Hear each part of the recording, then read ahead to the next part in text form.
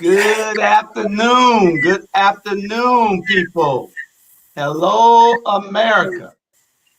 And Hello, hello, hello hello. to my favorite council women. How are Hello, y'all doing today? all is Well, well, all is well, my brother. Okay. Miss Carter. it's great. It's a great day to be a Savannah. Okay. Yeah, welcome to the Watch Dog, our Saturday show, where we give it to everybody raw, uncut, and unfiltered. Well, we try to unfilter it as best we can. Um, Today we'll be talking. We hope to be joined by the other older women. Um, just so we'll know, because it just ain't Savannah people watching. I'm gonna give y'all a minute to tell who y'all are, and while we wait on the other older women to come on, if they are gonna make it. I know one was out talking on the phone just now. I heard her. No, I don't know where the other one had. So while we're waiting on people to get on, and while we're just tell them who you are. We'll start with you, Alderwoman Lanier. Yes, good afternoon, everyone. I am Alderwoman Bernetta Lanier. I represent the first district in the city of Savannah. That's mostly the northwestern quadrant of the city. And we are working really well together over here and working hard to uplift our beautiful community and to represent those people that have not been represented and unheard of for all these many years. But right now, it's a great day to be in West Savannah. It's a beautiful day, and we're making things happen. So thank you for the invitation to being on the show on this afternoon as we discuss this most important issue. Thank you very much. Alderwoman Gibson Carter. Thank you, Brother Hall. Yes, hello, Savannah. I'm your Alderwoman at large for Post 1, Kesha Gibson Carter, where I serve the entire city of Savannah. So whatever is on the hearts and minds of the people of Savannah is my business. And it is my duty to be able to help and assist those individuals with regard to all of their issues, all of their concerns. And you know what? We want to start moving towards celebrating our successes and congratulating people on overcoming challenges and obstacles as well. We want to focus less on negative and more on positivity. However, when it comes to pressing issues, we want to be a part of assisting our district older persons. Savannah citizens are uniquely served in that Savannah is divided into 6 districts, 1 through 6. In addition, you have 2 at-large representatives and you have the mayor. So every citizen of Savannah has 4 representatives at City Hall. And so if you can't get to one of us, you should be able to get to the other. And with that type of representation and with that level of reputation, there's no reason why the concerns and the voices of the people should not be heard. And so as a Post 1 representative, I am proud and privileged to be able to connect with citizens all over Savannah. Okay. We got a couple of more people coming in. Your links have been sent, and we're going to get it started. Our discussion today is the hotel tax. Like I say, hotel, motel, holiday inn. If you can't get something on the agenda, then call a friend. Try So, that. you know, you got to call that friend. If you can't get it on there, you got to call that friend.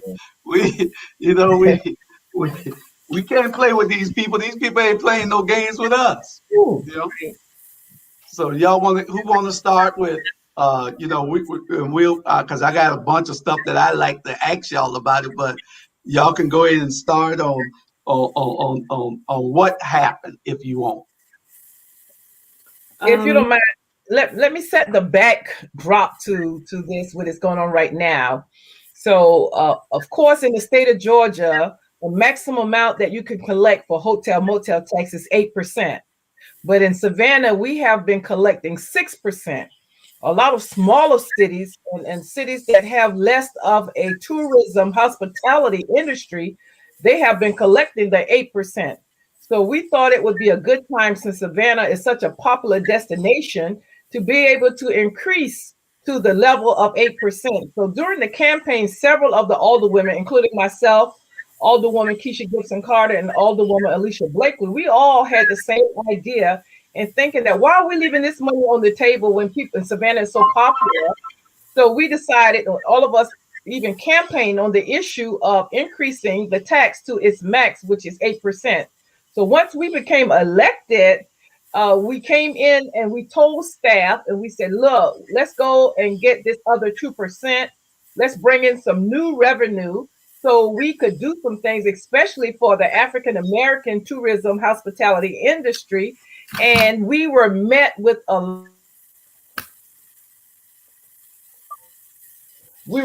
lot of disdain, a lot of pushback to the idea of increasing the hotel motel tax from 6% to 8%. But we were adamant about it and we pushed the issue and we really advocated hard for the issue to increase the hotel motel tax. On last year, it did not happen. It did not go through, but it was on the table. So again, this year it was on the table to increase the tax to 8%.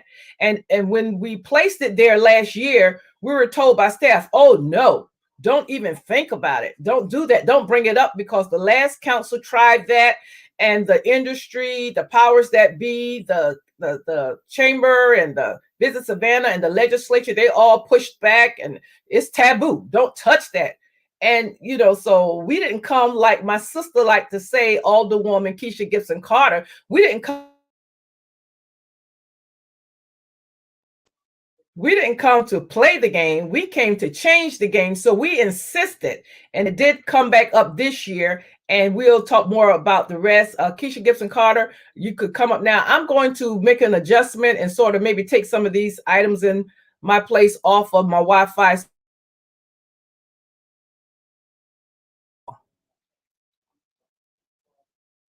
I'm going to pause and make an adjustment with my Wi-Fi. So go right ahead, Alderwoman. I'll be right back with you all.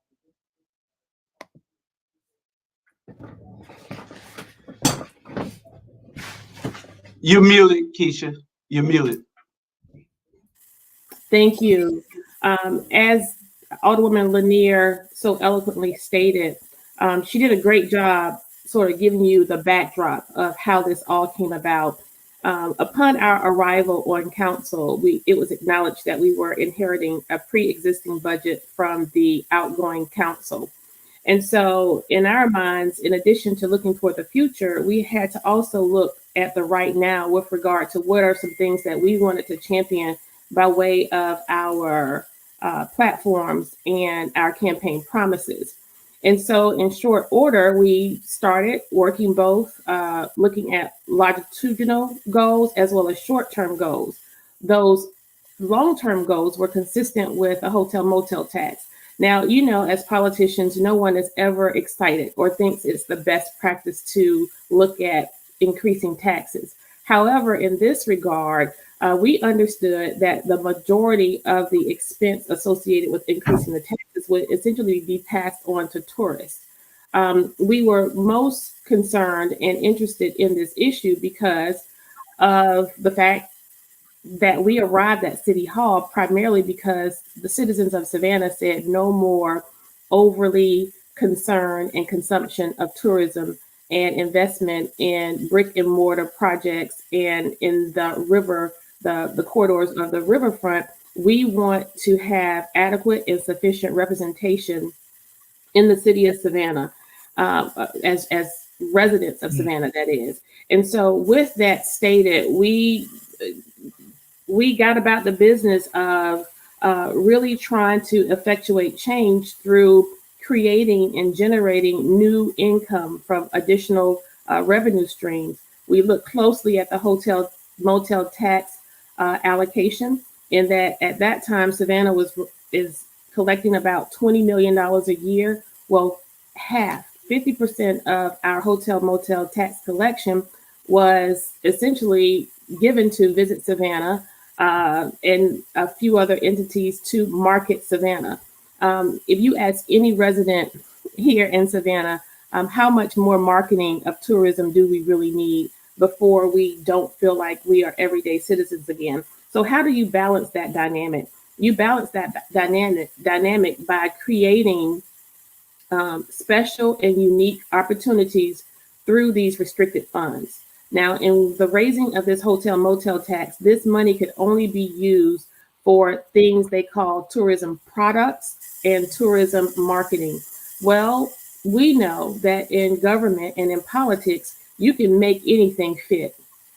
And so we essentially were at the table as representatives who came up with this early and often. And if anyone who is listening now after this show, go to our City of Savannah website, click on our Clerk of Council tab, go to Meetings and Minutes, and then click on the very first meeting of 2020.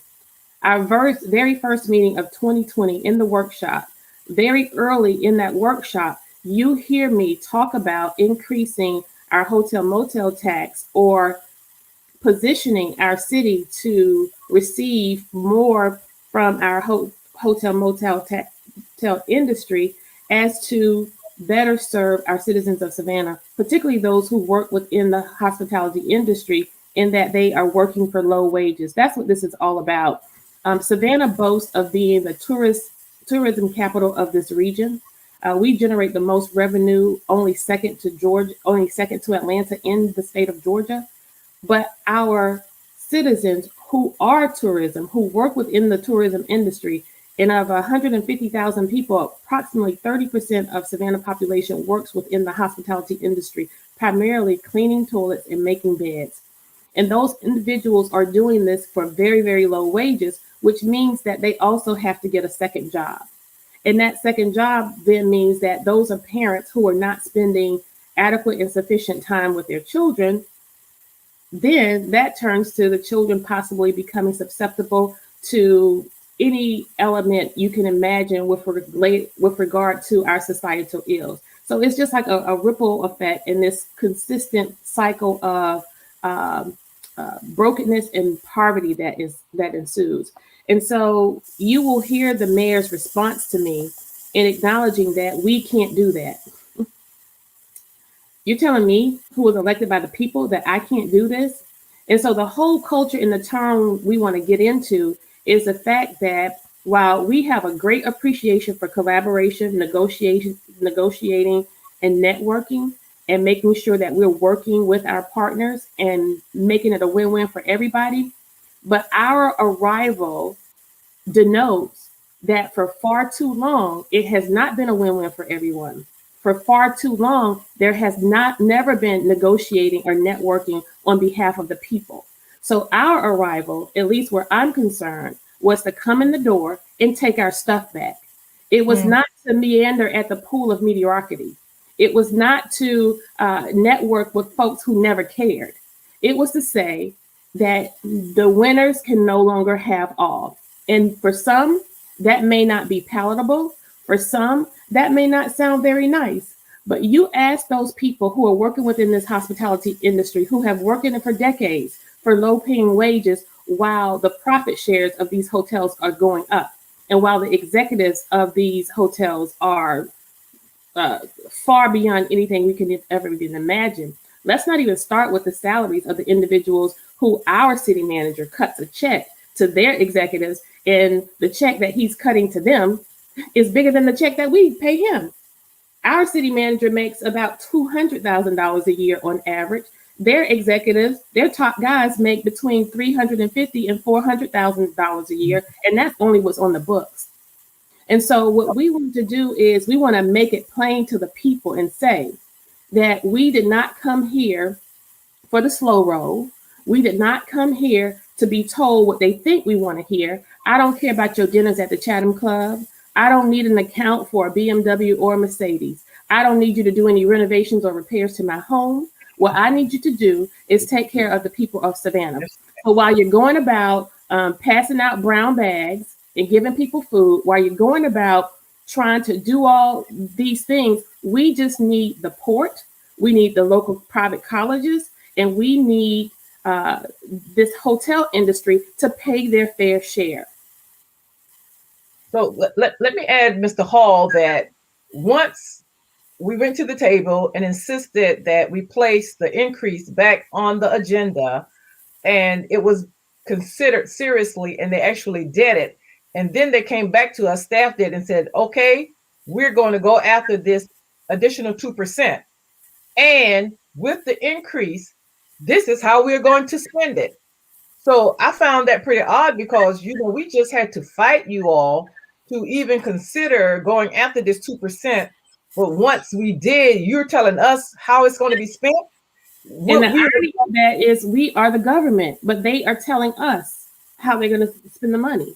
So we really were trying to be considerate at the time in that, look, okay, so you all are already addicted to this funding and you have it spent, but any increase, we want to have input on where we could allocate those funds to help those people that work in the industry, and also to be able to allow some African American entities to get more involved, because lots of African Americans travel to this town. Black dollars come into this market, and we want to be able to have other Black entities partake in some of these riches and market to that demographic. And we were met with, well, I'm sorry, but this is how we're going to spend it. So I see you have some questions, but as we go forward, I'd like to tell you about my position and why I originally voted for the agenda item and had a reconsideration. So go ahead, Mr. Hall. I see you have questions. Oh, no, it's fine. I just wanted to tag in and say, it seems like they don't know who the client is. How could they dictate to the council when the council is giving them money? They're paying their salaries. These people are getting the salaries that are probably some of the highest paid other than the Gulfstream and the ports chairman. So they're getting some crazy. I think one guy's making $500,000 a year, isn't it? Marinari or whatever his name is. Marinari. Their salaries are off the chart, and you know what? They can very well stagger their the income or the salaries for their staff however they will. But when you look at it, and it's so glaring, first of all, for nearly in the 1990s, we started off with a 50-50 split with the tourism industry because it made sense. Savannah was like a ghost town, right? But fast forward, we are booming into the billions. So at what point do we recognize that there doesn't need to be some type of a tier step down in terms of how much we invest? And at this juncture, with the rollout of how this has all been demonstrated, I am not above acknowledging that we quite possibly need to look at what we're doing here in Savannah. Why can't we bring the marketing and development of tourism in-house and pay someone on staff to take care of this? Because it's almost as if we are continuing to buy into this broke culture that was created decades ago, and the arrival, and in terms of what is our arrival, coupled with what's happening in politics today, it doesn't match. It doesn't match that form of governing. And so if it doesn't match, we have to do something about it. And that's the conversation we need to be having with our state legislators. And that's the conversation we have begun to have with them, because we're going to have to do things differently. As you know, Mr. Hall, if we continue the vestiges of the past, we were voted on to be policymakers, and we are very capable of doing that. And if we continue doing things the same way, we're going to continue to get the poverty and all of the negative issues that we have been getting. So it was explained to us, and there was some negotiations going on as to how the money was going to be allocated once we achieved the 8% level. And from the position of the first district, from that point of view, it was important to me to have certain things happen. And we were told that it had to be tourist related.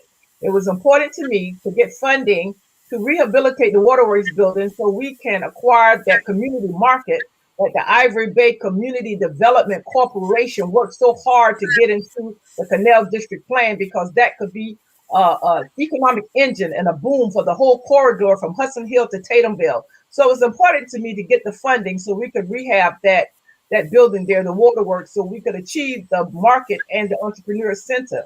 It was important that we connected the communities on the west side through sidewalks and adequate roads to that Arena Canal District, whose original intent And the reason it's there is because of the wealth and the low wealth and the poverty on the west side. So now we have voted to place it there, but we don't have the policies in place to make sure that the benefit goes back to the people. So it's up to us, the elected policymakers, to make sure that we place policies in place to benefit the people, to benefit the poor people.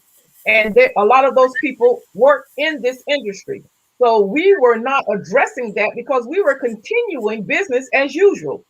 So I was able to get those things with a lot of fight and push into the plan. So also I wanted to have West Bay Street a part of the gateway into Savannah. And there was $1 million allocated to West Bay Street. But what I find out is that $1 million was going to cover West Bay Street from MLK to the Viaduct. That's what they were considering, the gateway for West Bay Street for $1 million. And I said, well, look, I can't support this unless we go across that Bay Street Viaduct and continue that beautification all the way to 516. That is the true gateway until downtown through West Savannah, from 516 up West Bay Street across the Viaduct into downtown. I was told no, there will be no funds for West Bay Street west of the Viaduct, but just go along, get along. We'll find some money to take care of that part of the street. That wasn't quite good enough. Then I was told that the tied to town amount that comes through the first district will be $1 million. In actuality, it was 2. But just let me tell you, the fact that they disguised the amount to be spent on a trail that runs through a marginalized, low wealth, vulnerable first district, saying 10 million, but it was actually 20 million, twice that amount, then I had to have second thoughts about my original support. The fact that they wanted to spend 1 million on the West Bay Street gateway that actually spanned from MLK to Bay Street Viaduct. And when I asked for them to extend the length of West Bay gateway beautification west of the Viaduct to 516 to simply add trees, planters, benches, and real red brick instead of that stamped black brick looking asphalt on that part of West Bay gateway that runs through West Savannah, they told me no. No. Mm-hmm. Then I had to fight very hard to get them to pave the improved Styles Avenue from the railroad tracks north to Louisville Road and to simply add adequate sidewalks there in the West Savannah. That was added at the end after such a hard fought negotiation. Now, this was the same time that they had managed to allocate 10 million to just down the street for a portion of the Tide to Town to connect to downtown. I mean, my sidewalk into West Savannah wasn't even on the book, but $1 million to connect from the arena to downtown was on the books for the trail of Tide to Town. Not that we're against the trail, but to spend 20 million in the first district on a trail when we have people over there who can't eat, can't find healthy food, and don't have security in their housing, and with them having dedicated 20 million for a trail to maneuver through the first district just past the arena back into downtown. Meanwhile, $1 million was allotted for our much needed and fought for community market rehab. Listen now, 20 million for the market. I'm sorry, 20 million for the trail, but 10 million for the market building that was conceived through our Ivory Bay Community Development Corporation as an economic engine for the West Side Corridor from Hudson Hill to Tatumville. And on top of all these shortcomings, Mr. Hall, one day before the vote, I was alerted that $2 million was going to be set aside and dedicated to the concept of a slave museum. The mayor had already created a committee and they had been meeting, and we council members had not been told anything about this. The Slave Museum Committee was already in place, including the former mayors and some other people, and we weren't even aware of it.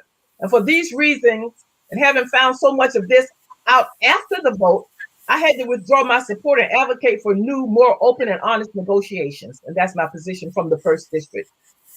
And so the rundown for a lot of what Alderwoman Lanier is just described and went through is consistent with the entire proposal.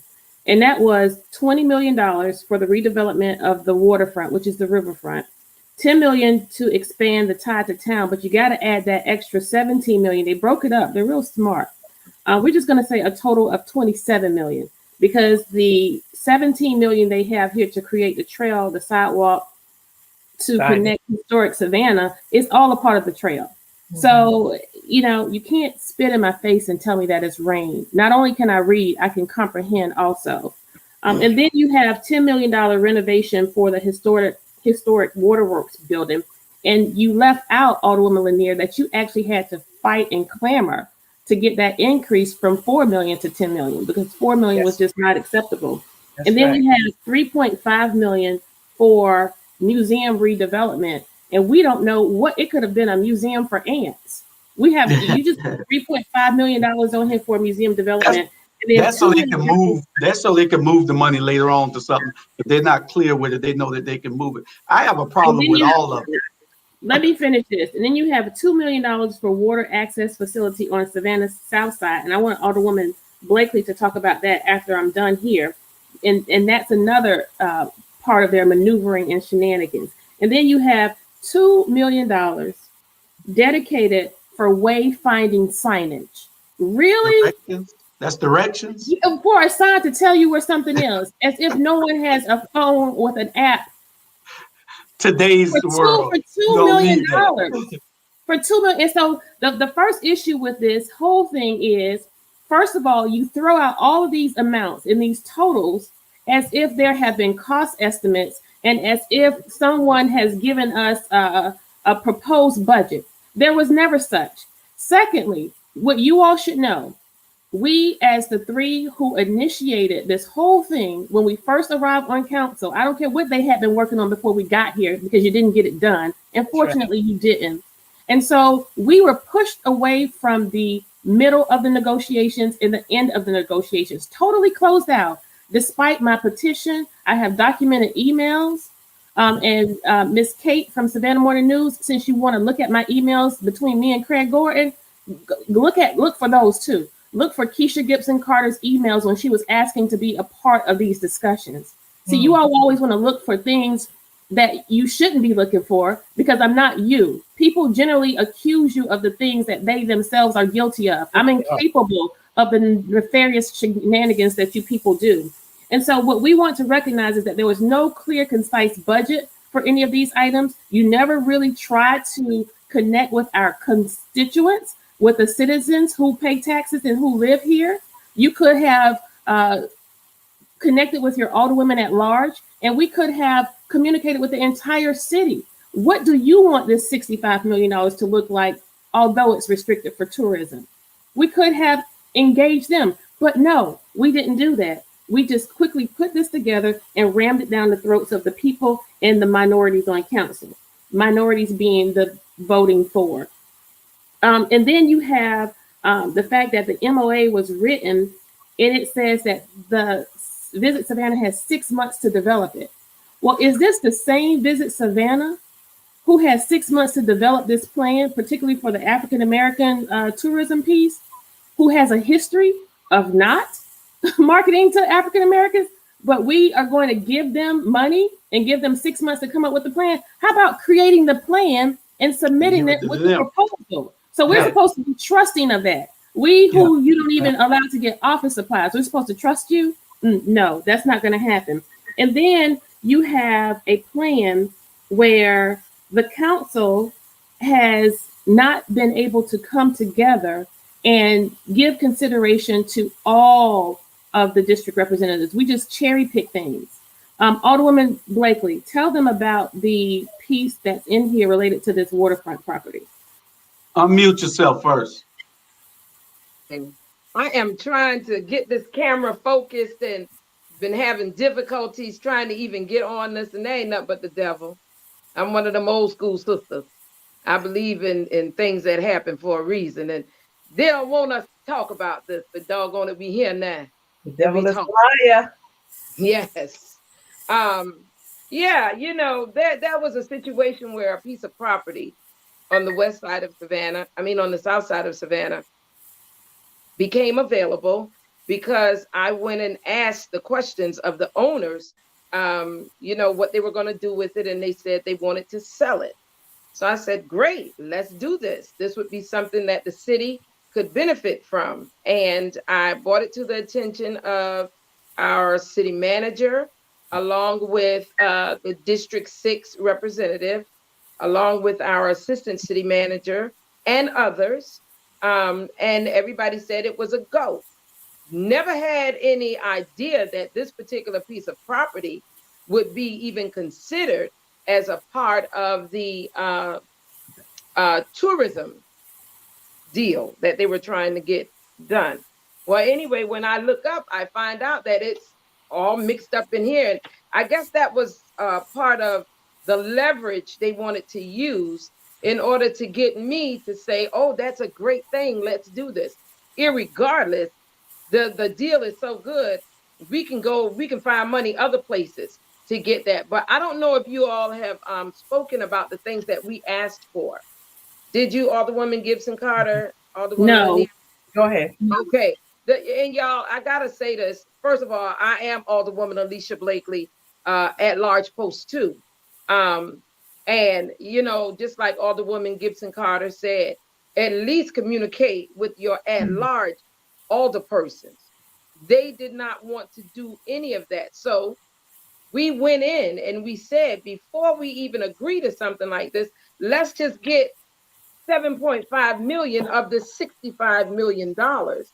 And these individuals were adamant about not trying to get us these funds. Well, the only thing that we asked for was for a entity outside of Visit Savannah to market to African American tourism in the city, because Visit Savannah right now gets $5 million to market to the world, to bring visitors here to Savannah. Well, just like Alderwoman Gibson Carter said, they never thought about bringing in African American tourism. So we asked for a separate entity to market to Black businesses, to tourism. We asked for anybody that was in the hotel motel industry, our hospitality industry, to have workforce assistance, childcare, transportation, home buyer assistance, and we wanted to take over the downtowner entity. Okay, we asked that the West Bay Gateway be extended from the end of the viaduct leading into West Savannah all the way to 516. And we asked for 1.5 million for film-induced tourism. And those individuals refused. They refused to go and renegotiate what it was that we asked for. So that's when we said, not no, but hell to the no. And then So there was also an additional 1 million for Forsyth Park. Oh, yeah. Oh, so that made the 65 or 66 million, because this comes to 65. No, that made 7.5 million. This that was we the was renegotiation. Right, Oh, that would have been the renegotiation. 7.5 out of the 65. Okay, we got about 20. We got about 20 minutes. That's why I told y'all we should have started at 11:30, because I know y'all can talk. So y'all have to listen to me next time. Well, I think this is an important point to make. I don't want anybody to get anything Alderwoman Blakely said confused or mixed up or think we don't know what we're talking about. It's important to note that this coming back to the table approach, we learned a few things once this proposal got on the desk of the delegation. One, we never knew that they had incorporated an additional $2.2 million for Savannah Convention Center to start for the expansion, as if they don't have enough money already. And there were too many integral pieces that have been compromised with this proposal that we had problems with. Now, we understand that these funds are restricted and have to be used for tourism. But we also know that there are ways to backdoor your way into not only promoting and creating tourism, but making sure that the people who work within the tourism industry are taken care of, because we can't do anything about their wages. And so Alderwoman Blakely was really, really concerned about marketing Black business. Alderwoman Lanier was really, really concerned about what's going on over in that arena project in the corridors of West Bay Street. I am really, really concerned about wages for our citizens who work within the hospitality industry. And collectively, we all are concerned with those things. I want Tied to Town to be fully developed, but not at the, I don't want to compromise the integrity of anything else where this money is concerned. Those pieces related to the Tourism Workforce Assistance Program is what we called it. We wanted to put it under another entity, the UDA, that is an Urban Development Authority that is run by former Representative Craig Gorton, who has foresight and insight into all of these pieces and knows how these things work and knows how politics works and all of this. He was introduced to us through the Waterworks project, where he had already been working with city staff and working with the city manager. So it was not foreign to him. They brought him to the table. We didn't bring him to the table. I want to make that point. So while you're trying to find a way to see how Kesha Gibson Carter is connected to Craig Gordon, you're not going to find that. Okay, you're not going to find it. But the same way that they're connected, the mayor and everybody else is connected to Reed, Delaney, and Kessler, and all the rest of them. That's how you connect it to them. You develop these friendships. They don't understand. They won't look at us and put us under a microscope every time you do anything that they think is improper, when they're always, like you said, doing something improper. And that's what we got to start calling them out on. My problem is with all of this they're doing.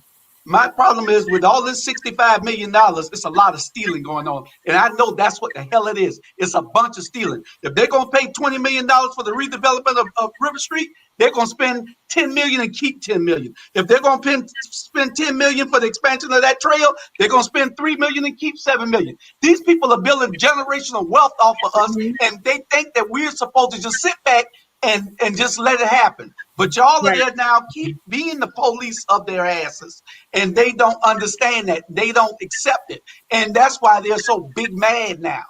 And what we want to acknowledge, and what's really important, if we boast of having this huge tourism industry, we have to make sure that we are taking great care of the people who work within the tourism industry.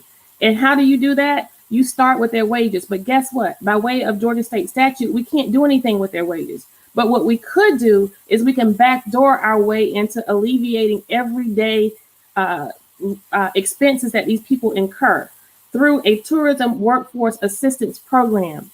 And that essentially would be building the tourism industry where customer service is concerned. Because if people are happy, if they're healthy, if their children are fed and taken care of, and they don't have to struggle to get to work, guess what? They're going to be happy campers when they get to work.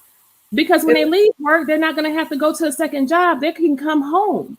And so that's what that workforce development program was all about.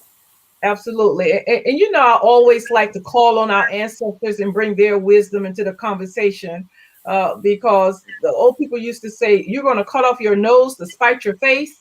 And that's just what they're doing. Instead of allowing us or working with us, not allowing, but working with us to adjust $7.5 million that would help the people that work in their industry, the poor people who working at almost slave wages in their industry, they rather not, and left $65 million on the table. And in this environment of structural and systemic racism, we're always talking about equity, and we know there's an income gap, and we know there is a wealth gap.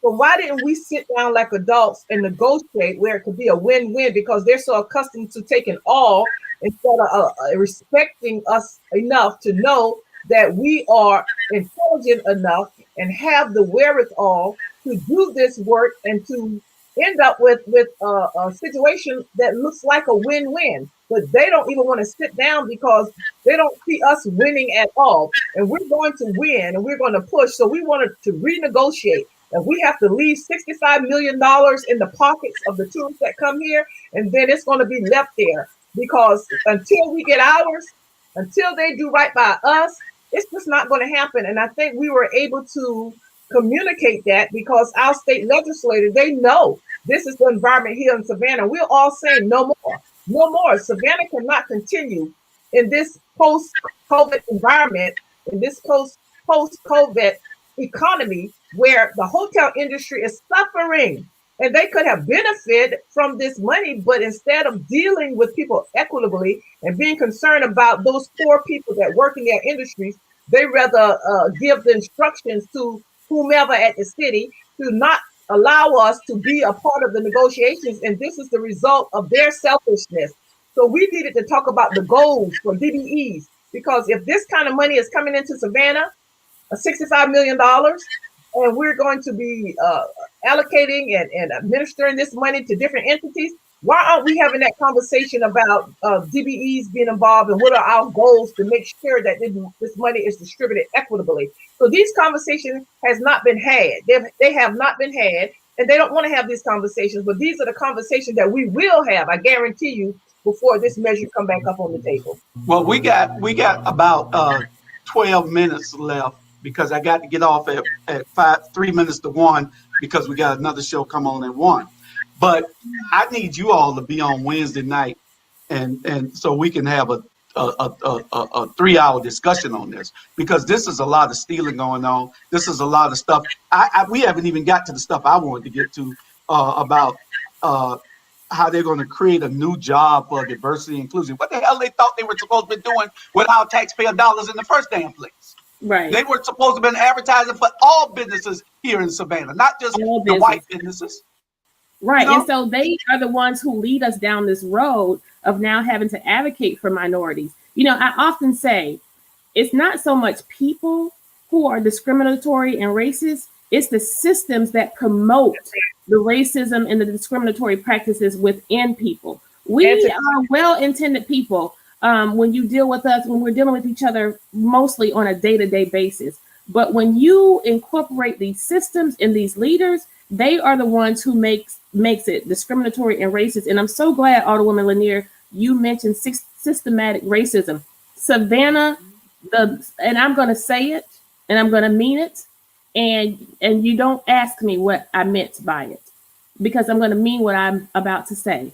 So get your reporters, your stenographers, your scribes, and everybody ready.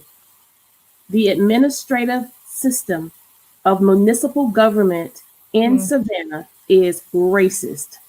From their hiring practices to their management and leadership promotion practices to how we serve the citizens of Savannah, if depending on where you live, it's all systematic racism. And we had this enormous display of what systematic racism is and what it isn't at the untimely death of Ahmaud Arbery.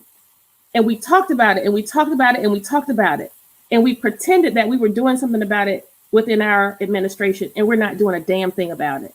But what I want to say also is that the residents in the downtown corridors, we don't want to leave them out. There wasn't one plan for the residents who live downtown, who are plagued by the influx of tourism that we have. There wasn't one plan for those residents either.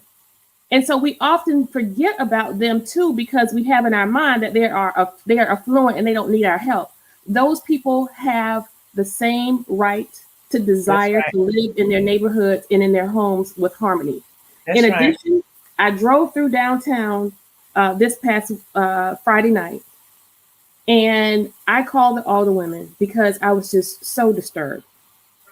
Before I got back to Midtown from downtown, I counted at least 20 plus police officers, both walking police officers in their cars, and police officers driving through the corridors of Broughton Street and Congress Street. So what does that mean? What does that mean? That means that many more police officers are not in your neighborhoods. And so as I traveled back home through the Midtown Southside corridor, I was hard pressed to see one or two. So just imagine if we talk a lot about our police department being under staff. We're grossly understaffed because we do not count and factor in the number of tourists that our police deal with, and fire service, by the way. And we don't factor in the number of students who also draw from the resources of our police. So what I want you all to consider as we close, and I'll let all the women have the other few minutes that we have left, consider if we had the opportunity to slow the process and really give consideration to the people who were elected by the people to be a part of this process. That's what you're missing out on. The staff wasn't elected. We were elected. And so if we had planned this imaginary $3.5 million, let's just say that it was going to be to acquire the Weeping Time property and preserve it for African American development. That would have been more appeasing. That would have been a better hook, Mr. Brown. What if we decided to remove the I-16 flyover and develop that for Black business? What about that? You know, we need bright people as city staff. We need people who are going to think like the minds of the politicians that they work for, who represent the people who live here. Come on, guys, we got to do better. And and if we were going to, y'all go ahead. I can't. Okay. Let me just say this, because I haven't had a chance to do a whole lot of talking because I got in here late. But I just want people to think about this. When you talk about systemic racism, that is so real in our municipal government. The reason being, we are a hotel, motel, tourism, hospitality industry. So who better to keep up? Who better to be enslaved than a race of people that have already been enslaved? Okay. They do not want the powers that be, your hoteliers, your chambers, your Visit Savannah, what have you. They do not want our people to be empowered, because who then would be able to clean the hotels, make up the beds, maintain the grounds and what have you of these types of facilities? So it is by design. Yes, it is by design that we are downtrodden, heavy laden as a race of people. Okay, so we are fighting a war against white supremacy and systemic racism. Because when you look at individuals that sit on these boards, let's just put it out there. As a Visit Savannah board member, there may be 4 or 5 African American board members on that particular board. When you look at the actual boards that move and shake in this city, it's not a whole lot of folk that look like us on those particular boards. So this is all by design. And we're going to have to get in there. We are fighting. We are continuing to fight. We need your support as the community to fight with us in order to change any of this type of stuff. Yes, ma'am. Okay. And I would like for those of Savannah that are listening to look around. In my adult life, I have never seen this city so dirty, so trashed, so filthy. And we are paying taxes, but the basic services in sanitation and litter control, it's not happening. And that's unacceptable. We are fighting not only for the low wealth community, we are fighting for the middle class community, and we will also fight for our citizens who are in echelons, because the citizen is the primary civic stakeholder. Not only are you a stakeholder, but you're a stockholder in this corporation, and we are not an equitable return on our public investment. And I want my money back if I can't get mine, because I can do better with my money than what this city has been doing. That structural racism, those are the policies that were put in place when Talmadge and all of those guys were around, when Recyclers was around, and they were not designed to uplift the people in the Black community. So therefore, we need equity, and we could achieve that. But when we're pushing against people who was there when they put the poverty in place, people who were there, who sat on council for so many years and supported these policies that allow this poverty to perpetuate, that's unacceptable. So we're asking for your support, because we will fight for you. Let us know what that problem is. And if there's unfairness there, we will fight for you. If you live downtown or if you live next to the Weeping Time property, we will fight for you. And what the people in West Savannah want is the same thing that everybody else want. We want smart growth and development that's going to uplift the quality of life of the people that have been generationally impacted by the policies and the structural and systemic racism of this city. I support the concept of design studios. We have some very smart, intelligent, gifted people who have been trained in designing for outcomes. And I support those design studios because the old guard, like the MPC and all those people who allow developers to come along and change zoning and put these developments in place that negatively impact the quality of lives of the people in the neighborhoods, no more. We're about equity, we're about inclusion, and we need to change these policies to include inclusionary zoning and include all of the economic development initiatives that will be more balanced and more fair for the citizens, the stakeholders, and the stockholders of this beautiful city of Savannah. Thank you, Mr. Hall. I want to give you your show back, Mr. Hall, but we want to send a message to Mr. Brown and ask him to tell the people in his message. That's Michael Brown. Right? Mr. Michael Brown. Of the 14 million people, and tune in to listen to him on Monday morning at 10 o'clock. Of the 14 million visitors, that come to Savannah, how many of those individuals are minorities? And then answer this question, Mr. Brown. Of the $10 million that Visit Savannah receives a year, Visit Savannah and its affiliates, how much is relegated to attract African-American business? And we need to look closely at our city policies because I contend that we have some predatory practices in place with our water bills, with our trash bills, and with they changed the name of the department, code enforcement. Something nefarious is going on. There's a land grab going on to facilitate duplication, and we need to look at these things, and we're going to be calling it out. So while you're spending your time on trying to come be the hatchet man on Monday to shut us down, you better look at us coming after the fact that we have these predatory practices going on, because it's expensive to be poor in this town. It's very expensive. Right. It's costly to be impoverished in this town. Okay. On that note, what she said. All of what she said. Y'all, let me tell you something. When people say, and I'm only going to be a minute. When people say, why can't we get along down there at City Hall? We get along. Don't even understand. We're now sitting at the table. We see the injustice. We see the inequality. We see the bull crap that's going on. So when you see us raising awareness, because I don't raise hell no more. When you see us raising awareness, don't come and say, well, y'all just need to get along. No. Go to those individuals and ask them why they're voting the way that they're voting. Okay. So on that note, y'all listen to me next time when I tell y'all need more than that one little hour. I mean, we could continue to go on, but the show comes on at 1 o'clock.